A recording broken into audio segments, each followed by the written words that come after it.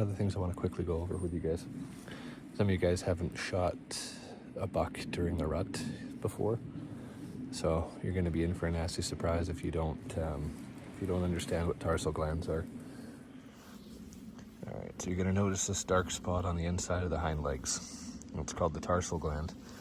So that basically secretes an odor during the rut. That's what they use to mark their territory with. You're going to notice it smells really musky, but you don't want to touch that.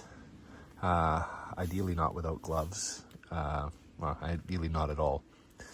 And when you cut it off, the other thing you want to do is you want to cut that with a knife that you're not going to touch the rest of the deer with, because that stuff will taint your meat and you will smell it for days and you're going to taste it for even longer. Don't taint the rest of your meat with a knife that's touched that tarsal gland in any way, shape, or form.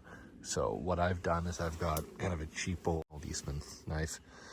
So that's my tarsal gland knife. I'm not going to use that for absolutely anything else on this deer. And then basically what you're just going to do is you're just going to cut it out. Unfortunately, that knife, I realize, was not super sharp, so the cuts are a little bit off. But basically you want to cut that out, ideally without cutting that tendon here. So you don't want to cut this tendon down here, because to hang your deer, that's where you're going to hang it from. You're going to poke through that membrane there, and then you're going to sit between the bone and the tendon when you hang it up. There's not many other places to hang a deer.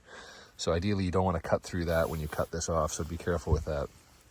But yeah, cut your tarsal gland off, toss them. Make sure you do not touch any of the rest of your deer with that, because, like I said, he will wreck your meat and wreck your day pretty quick.